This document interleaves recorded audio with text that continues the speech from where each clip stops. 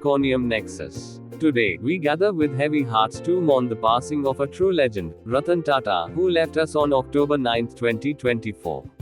His loss marks the end of an era, not just for the business world but for the countless lives he touched with his vision, humility, and philanthropy. As we reflect on his incredible journey, let us remember the values he stood for: compassion, integrity, and an unwavering commitment to the progress of our nation. Through this tribute, we honor a man who, though no longer with us, will forever inspire us to dream bigger and do better for humanity. Thank you for joining us in remembering him.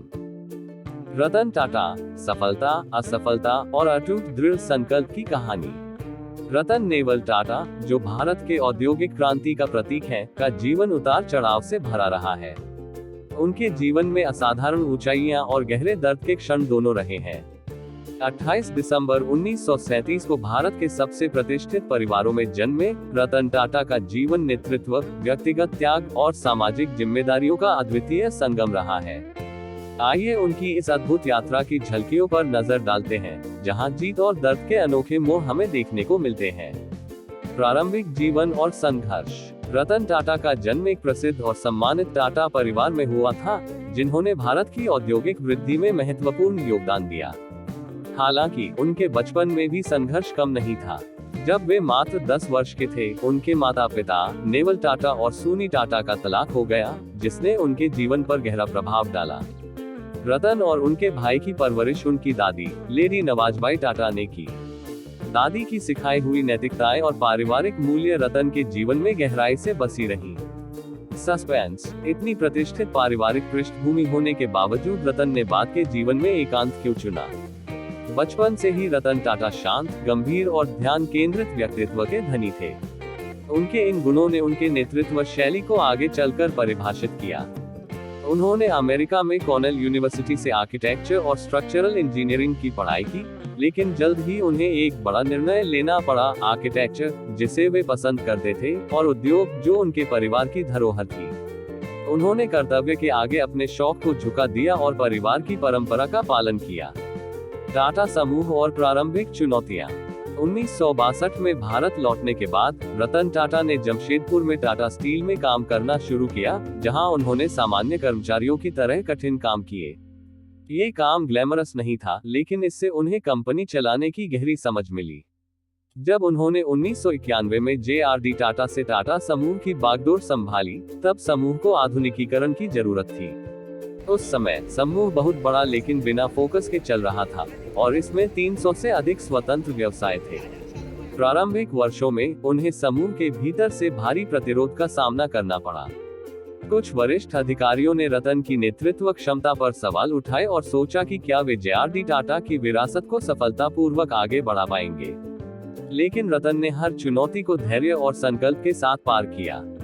Suspense. Ratan Tata ने अपने आलोचकों को कैसे चुप कराया और company को नई ऊंचाइयों पर ले गए? निर्णायक क्षण। रतन टाटा ने समूह को पुनर्गठित करने की प्रक्रिया शुरू की, और एक बड़ा कदम उठाते हुए उन्होंने टाटा ब्रांड के तहत सभी व्यवसायों को संगठित किया। ये जोखिम भरा कदम था, लेकिन उन्होंने नई सोच के साथ एक वैश्विक विस्तार की रणनीति अपनाई। 1998 में टाटा मोटर्स ने टाटा इंडिका लॉन्च की, जो भारत की पहली स्वदेशी कार थी। हालांकि शुरू में ये कार असफल रही और इसकी बिक्री गिर गई। इसे मीडिया ने असफल घोषित कर दिया था। सस्पेंस। क्या रतन टाटा का ये सपना यहीं समाप्त हो जाएगा? लेकिन रतन ने हार नहीं मानी। उन्होंने अपनी टीम को इसे सुधारने और फिर से लॉन्च करने के लिए प्रेरित किया। अंततः टाटा इंडिका एक बड़ी सफलता साबित हुई और इसने टाटा मोटर्स को ऑटोमोबाइल उद्योग में स्थापित किया। वैश्विक अधिग्रहण। जगुआर लैंड रोवर और कोरस स्टील। रतन टाटा की दृष्टि केवल भारत तक सीमित नहीं थी। उन्होंने कुछ अद्वितीय अधिग्रहण किए, जिनमें जगुआर लैंड रोवर, JLR और कोरस स्टील शामिल थे। हालांकि इन अधिग्रहणों पर कई आलोचकों ने सवाल उठाए, रतन टाटा ने समय के साथ इनका सही संचालन किया। रतन टाटा की वैश्विक दृष्टि और ऑटोमोबाइल उद्योग में नवाचार। रतन टाटा की वैश्विक दृष्टि और नवाचार की भावना ने उन्हें भारतीय उद्योग का एक प्रतिष्ठित चेहरा बना दिया। खासतौर पर उनके नेतृत्व में टाटा समूह ने 2008 में जगुआर लैंड रोवर, JLR का अधिग्रहण किया, जो एक साहसिक और दूरदर्शी कदम था। इस अधिग्रहण के समय कई आलोचकों ने इस निर्णय पर संदेह व्यक्त किया, क्योंकि वैश्विक आर्थिक मंदी की स्थिति में यह निवेश जोखिम भरा माना जा रहा था। लेकिन रतन टाटा ने धैर्य और व्यावसायिक समझदारी से इसे सफल बनाया। उन्होंने न केवल JLR को पुनर्जीवित किया, बल्कि इसे टाटा मोटर्स के सबसे मुनाफेदार और प्रतिष्ठित ब्रांड्स में बदल दिया। इससे उन्होंने ये साबित किया कि भारतीय कंपनियां भी अंतर्राष्ट्रीय ब्रांड्स का सफलतापूर्वक संचालन कर सकती हैं। इसके अलावा रतन टाटा की दृष्टि केवल बड़े अधिग्रहणों तक सीमित नहीं थी। उन्होंने आम भारतीयों के लिए टाटा नैनो की परिकल्पना की, जो दुनिया की सबसे किफायती कार बनी। नैनो का उद्देश्य भारत के मध्यम और निम्न मध्यम वर्ग के लोगों को एक ऐसी कार उपलब्ध कराना था, जो सस्ती हो लेकिन सुरक्षित और भरोसेमंद हो। हालांकि नैनो को बाजार में कई चुनौतियों का सामना करना पड़ा, लेकिन ये परियोजना रतन टाटा की उस सोच को दर्शाती है, जो मुनाफे से अधिक सामाजिक सुधार पर केंद्रित थी। उनकी यह पहल बताती है कि वे केवल व्यावसायिक सफलता ही नहीं, बल्कि समाज के हर तबके के जीवन को बेहतर बनाने के लिए भी प्रतिबद्ध थे। रतन टाटा की ये उपलब्धियां दिखाती हैं कि कैसे एक व्यवसाय अपने दूरदर्शी विचारों और समाज के प्रति संवेदनशीलता के साथ दुनिया को बदल सकता है। टाटा का निजी जीवन, एकाकी जीवन। रतन टाटा से अक्सर यह सवाल पूछा जाता है कि उन्होंने शादी क्यों नहीं की। इसका जवाब उनके जीवन की बाकी चीजों की तरह ही गहरा है। उन्होंने 4 बार शादी के करीब पहुंचे, लेकिन परिस्थितियों ने उन्हें कभी सफल नहीं होने दिया। एक बार उन्होंने कहा था, मैं शादी के करीब आया था, लेकिन जिम्मेदारियों के कारण मैंने कभी शादी नहीं की। सस्पेंस, क्या रतन का अकेलापन उनके व्यावसायिक जीवन की वजह से था? उनका एकाकी जीवन उनकी व्यस्तता का परिणाम नहीं, बल्कि परिस्थितियों की देन था।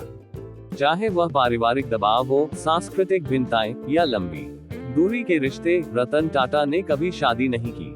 विनम्रता और ईमानदारी की विरासत। रतन टाटा, जो भारत के सबसे धनी और शक्तिशाली लोगों में से एक हैं, अपनी सादगी के लिए जाने जाते हैं। वे अक्सर कहते हैं, मैं सही निर्णय नहीं लेता, मैं निर्णय लेता हूं और उन्हें सही बनाता हूं। उनकी परोपकारी पहल, जैसे टाटा ट्रस्ट्स के माध्यम से शिक्षा, स्वास्थ्य और ग्रामीण विकास में उनका योगदान भारत की सामाजिक प्रगति के प्रति उनकी प्रतिबद्धता को दर्शाता है। उन्होंने 2012 में टाटा समूह से सेवानिवृत्ति ली, लेकिन उनकी विरासत आज भी जीवित है। उनके मार्गदर्शन ने कई युवा उद्यमियों को प्रेरित किया और उन्हें व्यापार, कॉर्पोरेट गवर्नेंस और परोपकार के क्षेत्रों में सफलता दिलाई। निष्कर्ष, एक व्यक्ति जो सिर्फ व्यापार तक सीमित नहीं। रतन टाटा की जीवन कहानी केवल कॉर्पोरेट सफलता तक सीमित नहीं है। ये धैर्य, ईमानदारी और सच्चे व्यक्तित्व की कहानी है। उन्होंने अपने जीवन में कई असफलताओं का सामना किया, लेकिन हर बार वे उसे जीत में बदलते चले गए। उनके जीवन से हमें ये सीखने को मिलता है कि सफलता ऊंचाइयों में नहीं, बल्कि विनम्रता और समाज के प्रति दायित्व में निहित होती है। योजक चिन्ह, योजक चिन्ह, योजक चिन्ह। ये कहानी रतन टाटा के जीवन का सार है, जो एक प्रेरणादायक यात्रा की झलक दिखाती है। उनके जीवन से हमें यही सीखने को मिलता है कि संघर्ष चाहे जितना भी बड़ा हो, अगर निष्ठा और दृढ़ संकल्प हो, तो कोई भी लक्ष्य असंभव नहीं होता। Very much thanks to you guys. Take care of yourself and we'll meet in the next video very soon.